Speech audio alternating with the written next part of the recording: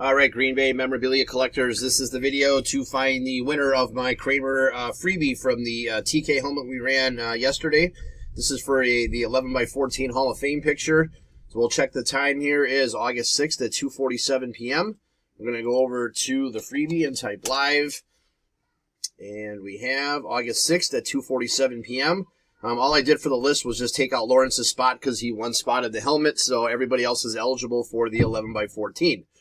So this is the list of what we have left. We're just going to randomize your names, and then whoever's on top after the final roll is our winner.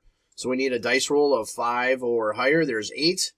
All right, 8 times. Here we go. 1, 2, 3, 4, 5, 6, 7. Last and final. Here we go. Good luck. It is Kyle. Spot 8 is our winner. So Kyle, please get with me to collect your Kramer. There is our verification code, our timestamp. Once again, August 6th, 2:48 p.m. That's it, guys. Thanks.